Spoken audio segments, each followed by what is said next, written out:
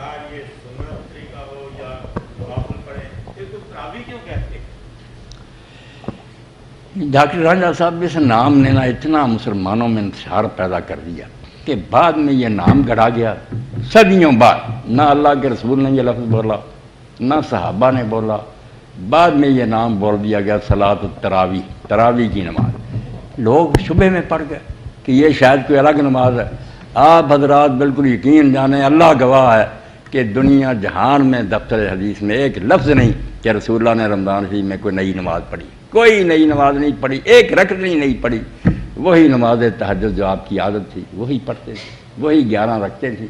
لمبا پڑھتے تھے، ان کو خوبصورت بنا کر پڑھتے تھے۔ اور یہی حضرت عمر رضی نے حکم دیا جب انہوں نے 2 قاری مقرر کیے۔ پہلے انتشار تھا کہ لوگ اکیلے اکیلے پڑھتے یا 2 3 مل کر کئی جماعتیں الگ الگ کرتے۔ انہوں نے کہا یار اگر اس وقت ہی تم نے پڑھنی ہے تو بہتر ہے کہ میں تمہیں ایک امام پر اکٹھا کروں۔ پھر ایک دن آئے جماعت ہو رہی، آپ نہیں شامل ہوتے تھے، نہ حضرت علی ہوئے نہ عثمان ہوئے، کبھی اس جماعت میں شامل نہیں ہو، اور اعلان بھی فرمایا کہ اس سے بہتر ہے کہ آخری حصے رات میں پڑھیں۔ حضرت عمر نے ساتھ ہی فرمایا کہ اصل وقت تو وہ ہے، مگر اگر تم پڑھتے ہو تو چلو پڑھ لو۔ تو یہ بعد میں پھر جب نام تراویح ہو گیا نا تو لوگوں نے 2 نمازیں پھر بنا لی، تہجد الگ ہے، تراویح الگ ہے۔ آپ نے کبھی ایسا نہیں کیا کہ اگر یہ نماز پڑھ لی ہے 11 رکھتے ہیں تو پھر پچھلے حصے میں پڑھیے۔ اب بھی آپ مسئلہ یاد رکھیں کہ جب 4 فرض اور 2 سنت پڑھ لیتا نا آدمی، اب جو نماز شروع ہوتی ہے نا، بے شک آپ بطری پڑھتے ہیں، یہ عشاء کا حصہ نہیں ہے، یہ قیام اللیل رات کی نماز کا حصہ تہجد کا، جو آسانی کے لیے ہمیں اجازت مل گئی ہے کہ جو 11 رکھتے ہیں بھی اگر کوئی شخص محسوس کرے کہ میں نہیں اٹھ سکتا پچھلے عشاء کے ساتھ ہی پڑھ لے، تہجد ہو جائے گی، وہ 11 رکعتوں کا حق ادا ہو گیا، تھوڑی پڑھ لے تب بھی ٹھیک ہے۔ تو اصل میں نماز جو ہے نا قیام اللیل، قیام رمضان ایک ہی ہے، تہجد کوئی الگ نماز نہیں۔ مگر جب شروع کر لی بعد میں لوگوں نے، حضرت عمر نے نہیں کہا 11 ہی تھی، مگر لوگ بعد میں یہ سوچ کر اپنے طور پر انہوں نے یہ اتحاد کیا کہ 100 آیت ایک رکعت میں 100 آیت قاری پڑھتا تھا،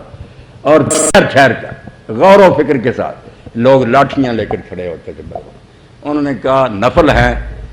تعداد رکعتوں کی بڑھا دو، آیتیں گھٹا دو، رکوع سجدے جلدی ہو جائیں، خون اتر آتا ہے۔ پھر بڑھنے شروع ہو گئے،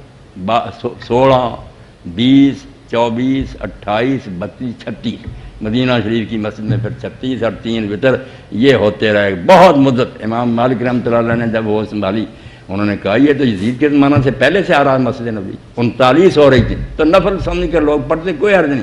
اب انہوں نے یہ شروع کیا کہ 4 رکھتے ہیں جب پڑھتے تھے نا، اس کے بعد بیٹھنا شروع کیا، اس کو عربی میں کہتے ہیں ترویحہ، راحت کرنا، ذرا آرام کر لینا، لیٹ لے، ذرا سستا لے، ترویحہ 4 رکعتوں کے بعد۔ مگر وہ عرصہ اتنا ہی تھا، اب بھی کتابوں میں لکھا عمل نہیں کرتے، ایک بات گلے میں پڑ گئی ہے نبھا نہیں سکتی، کہ لکھا تو یہ کہ ترویحہ اتنا لمبا کرو جتنی دیر میں 4 رکعتیں پڑھی ہیں، جتنا ٹائم 4 رکعتوں پر لگا نا اتنی دیر بیٹھو، نفل پڑھو، بیٹھے رہو، لیٹ جاؤ، نیا وضو کر لو، راحت کرو۔ مگر انہوں نے دیکھا ہے سارا ٹائم بہت، اب اتنا ہی ہے، سبحان ذی الملک والملکوت، بس یہ پڑھتے ہیں، اپنی طرف سے جعلی ایک تسبیح بنائیے، کہیں اللہ کے رسول نے نہیں بنایا، وہ پڑھ کر نہ پھر نہ سبحان اللہ، بہت اچھا کیا ڈاکٹر صاحب، کوئی دعا نہیں ثابت، سیدھا آپ آرام اکٹھی 11 پڑھتے تھے، یہ درمیان میں 4 رکعتوں کے بعد تھک کر آرام کرنے لگے،